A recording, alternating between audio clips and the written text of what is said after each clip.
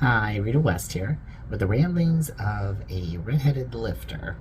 So, I did legs today, and so I get asked a lot about like what I think about when I'm training, about uh, coming from a top level athlete, like how the mentality, so to speak, right?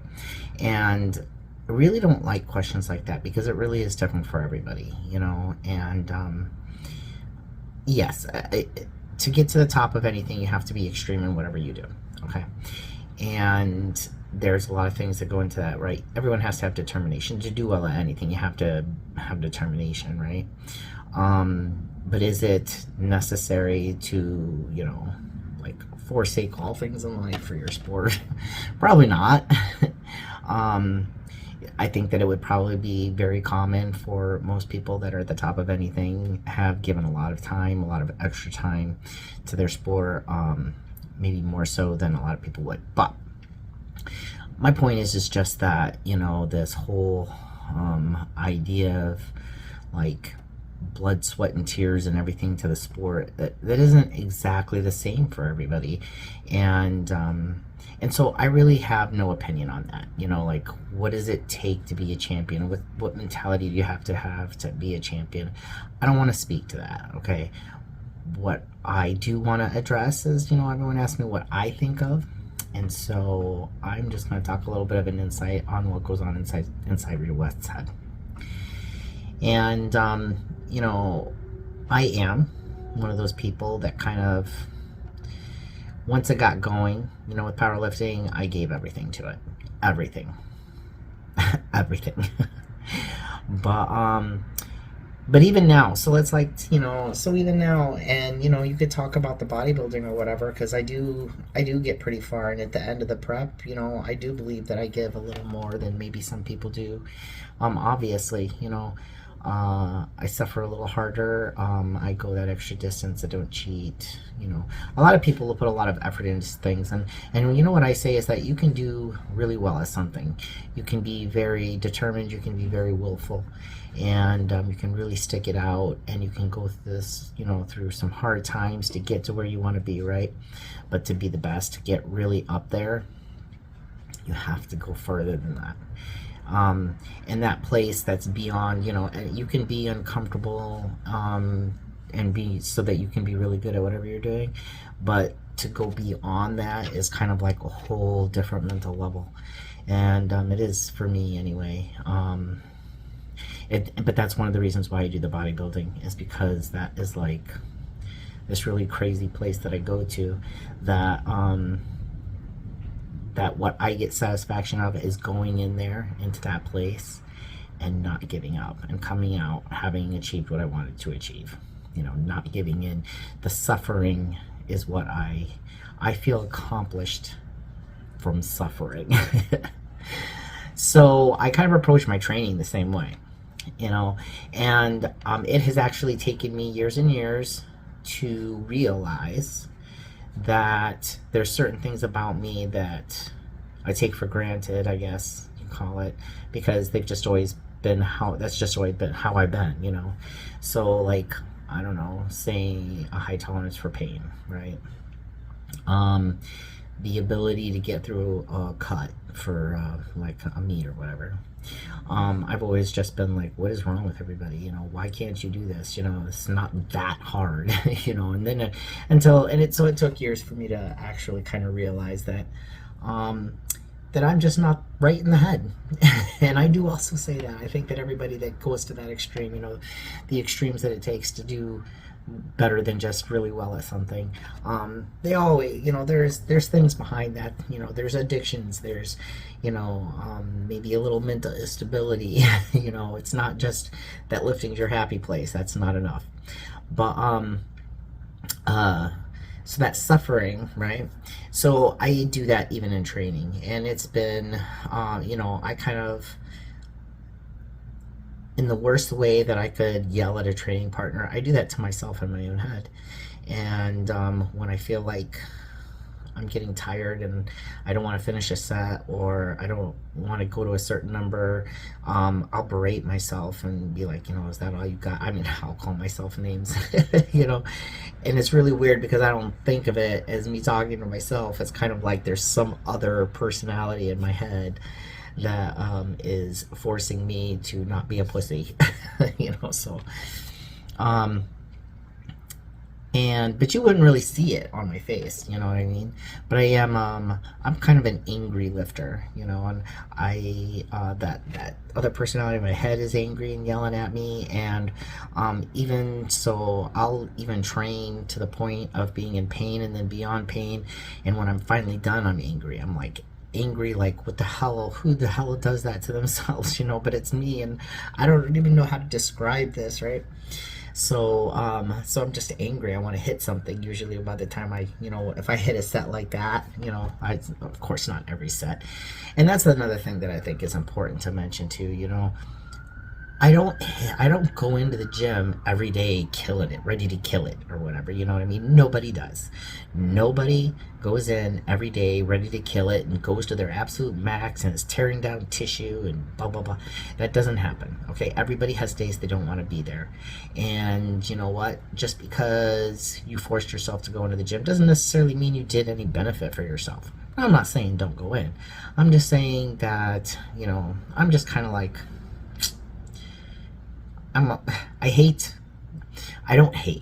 I just dislike the impression that a lot of motivational type videos put on people, like the vision of themselves that they get, that they need to be able to, succeed or whatever. There's days I go in and, I went in and I trained hard and I sweated and I got, sore or whatever, but didn't necessarily kill myself, you know what I mean? But then there's other time, but then often I really, really do. And kind of like when I try to explain to people how to train or what they should go do, that's when I started realizing that I do an awful lot, and that the intensity that I do things at is maybe a little above what some people do. And so today I was doing legs, and I did some hack squats, and I did some hamstring curls.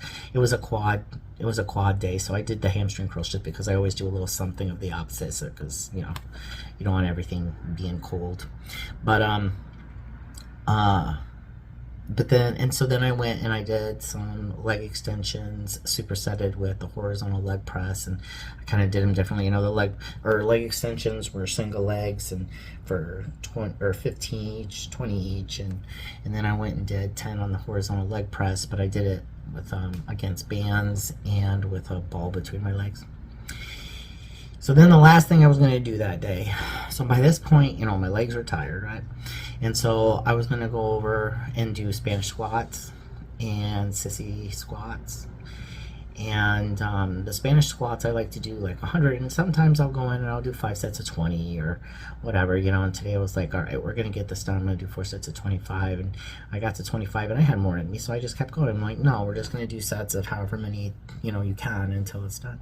And I did 35 the first set, and I went over and I did 20 sissy squats. And then I went and I rested a second, and then I went and then I started get ready for the Spanish squats again, and I was my legs were burning, and I was thinking, okay, so the second set I went to 25, and I was like, I'm not gonna do less than 25, and I went over and I did another 20 of the sissy squats. So then I got 40 left, right? And now at this point, I'm in the rack, and I'm tired, and I recently aggravated a hamstring thing, and as that started to clear up, I realized that my adductor's out a little bit. So I'm sitting there and I'm tired, and my legs are burning, I'm feeling my adductor strain a little bit, and then I just decided to stop wasting time and get started. So I'm going. I've got 40 left, and at first I was thinking I'm going to do 2 sets of 20, and then I'm like, no, I'm not doing less than 25, so I'm going to do 25. So I keep going, and I hit 25, and I just started to get a little irritated with myself, and that other personality's kicking in. And so once I hit 20, I kept going. 25, I just kept going. I'm like, let's just finish this out. This hurt so bad, and as I was watching the video, I was like, I can't even believe that you can't really even see it in my face, not until maybe the very, very end. You can hear me a little bit, but it was amazing to me that there was just like nothing on my face. It was just blank. It was just go, go, go. This hurt, and I was certain. I was shaking. My whole body was shaking. I didn't want to be doing this at all. And when I was done, I was like, I couldn't get my legs out of those bands fast enough.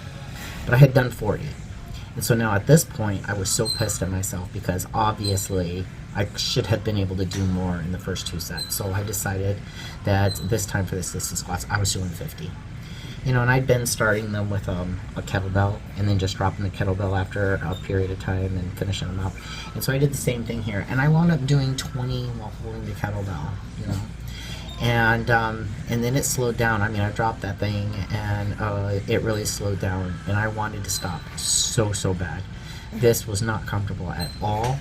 Every last rep hurt. It burnt, but something in my head was just like, okay, so just do one more, just do one more, just do one more, and I just kept going, and I just refused to stop. And a couple times I paused for a second, but just enough to catch a breath and just go.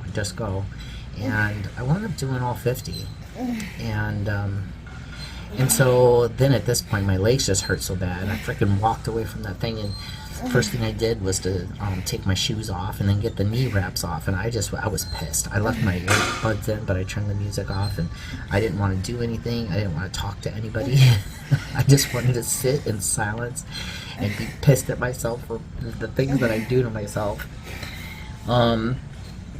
But that's what it's like. And Rheta West said. And I approach a lot of my training that way. I remember as a powerlifter, I remember times where, I'd